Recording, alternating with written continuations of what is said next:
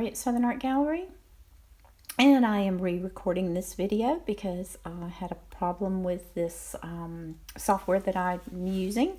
For some reason I thought it was recording, but it wasn't. So we are doing this painting of this grapevine for our advanced class, watercolor class. I am painting on 140-pound arches.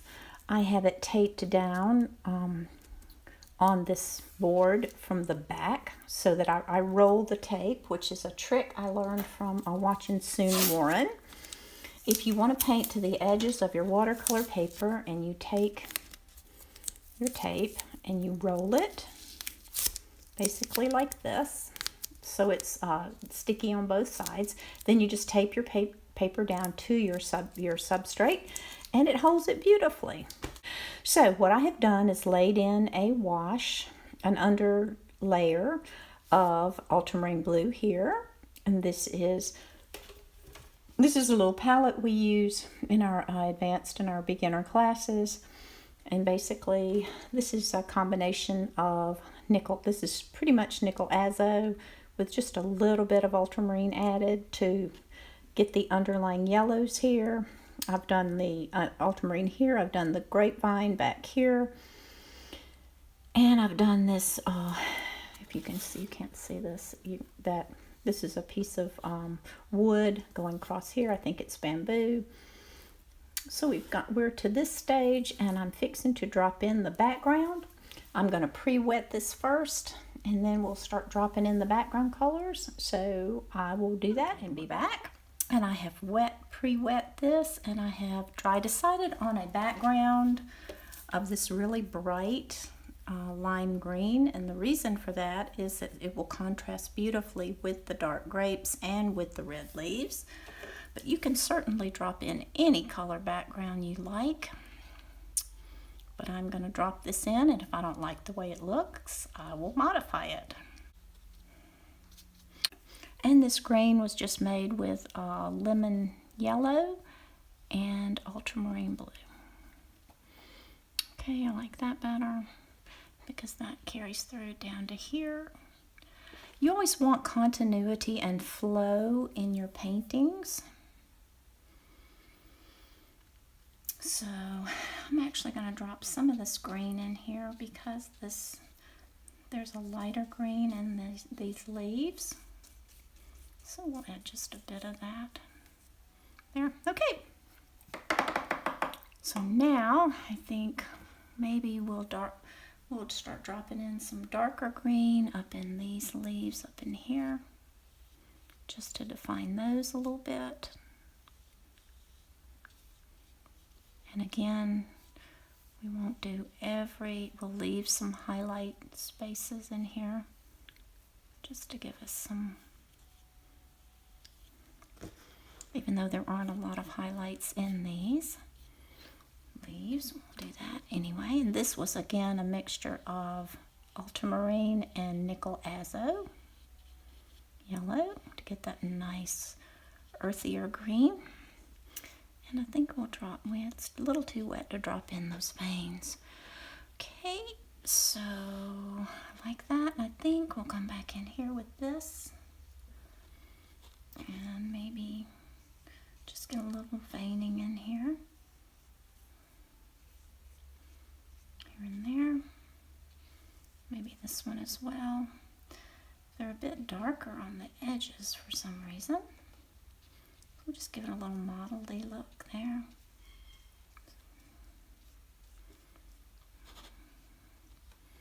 And then these over here are darker.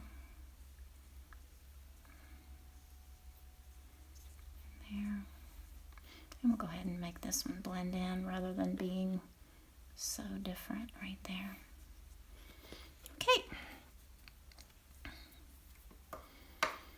Now to get this mottled look, well, maybe we'll do this one first.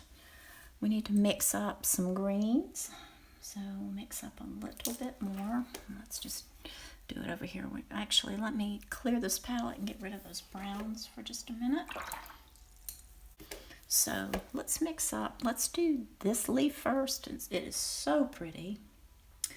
And it has all the different, so it has some fairly bright greens, so we'll mix up some lemon yellow with a little bit of ultramarine. Well, that made a darker green, so we'll use that for our darker green. Add a little more lemon yellow. It's always good to add the lemon yellow first, because it's very hard, as you can see, to get it back to being light once you've added the ultramarine, but that'll be fine right there. Maybe I just, no, better not do that. All right, and then over here we'll mix our reds again. So we will take our nickel azo and just mix that with a little bit of pyro red.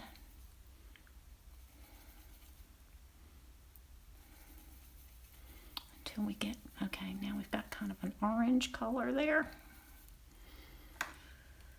Let's see here, a little more red. That gives us a bit of an orange color. Then we'll make it a little bit more red down here. This bright red or pyro red, or whichever red you're, whichever brand you're using. In Sennelier, it's bright. We use a bright red. This is a Winsor Newton. I think it's a Winsor Newton. Anyway, you can vary these reds to, let's put a little burnt sienna over here in the corner. Okay. Yeah, that's pretty much all I see in there. So what I'm going to do is first wet this petal, and then we're going to go in and drop in these colors just loosely. Since we've already got this yellow underneath, it's going to mix nicely, I think. Let me pick some of that up. I don't want that going into there. Okay, so now we'll use this juicy brush, and we will just drop in these different mottled colors. It's mostly green here. If you look here, it's mostly green around the center and green over here. One thing you want to be careful of is try not to mix over the green too much with the red, because these are complementary colors and they will get muddy. I'm just trying to follow the form here of the actual leaves. And we'll go for a little more red down here. And they should all blend together. Let's see if we can get some more modeling going on. We don't want blobs, we want soft. We want these colors to actually merge together, and they're actually doing a little bit too good of a job of merging, so let's see if we can get some more greens in there. Okay, you see how we're getting kind of a we're already getting that muddy mixture because we're fiddling with it a bit much. Let's just drop some right along the edges. See how that works. And right along where the veining is. That'll be kind of pretty. Let's get more of that burnt sienna in there. So we've kind of lost our veins.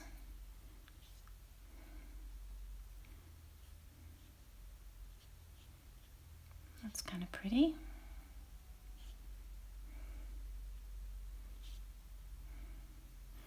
Just trying to get those back a little bit.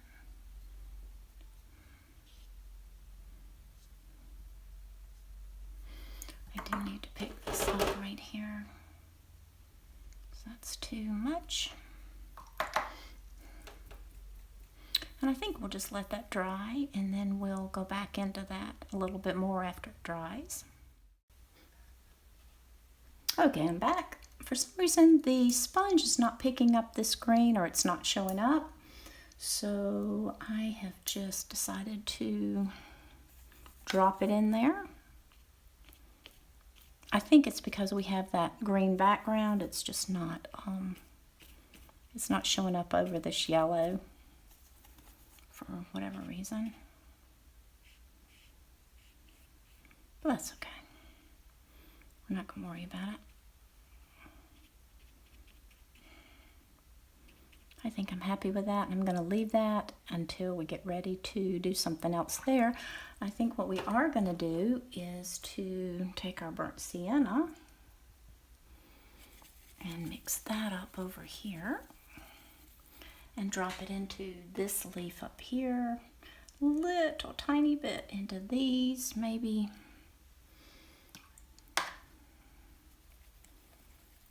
So let's try that and see what we get there. So that's kind of on the edge of this one like this. Your stronger colors work better with the sponge. And then I'm going to take a flat brush and go in there and reclaim some of those veins.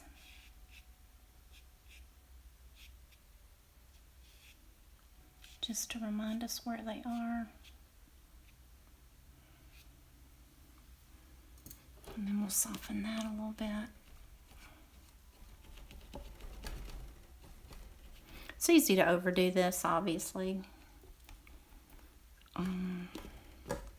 This is just putting burnt sienna in here because just for more, the more layers you give your leaves, and the more mottled they will look. And a very light touch here also. And some in here just to give that, because it is fall and we do have to make sure. I don't like what I did there, so we'll go back over that. And actually I'm going to go over all these leaves because everything should be mottled truthfully. And you can use the edge of a sponge or a smaller sponge to get into these smaller areas. But I need to go in and clean the grapes up right there. So I will wet that and just wipe that up with a wet brush. There we go. Okay. So I'm liking that. I am going to go back in and put veins back in here. And I do need to go in here with a green and find that center again. That was right there in that leaf. And we need to reclaim this edge of this leaf that was right here. So I'm going to kind of do those edges a little bit there just to bring some definition back in here. And there's not even any paint on my brush. I'm just doing this with the actual paint that's here. We'll get back in with those details in a bit. Okay. Alright, I think we'll start working on the grapes some, and I need to check this video and see how long we are. And we will probably need to start part 2 of this video.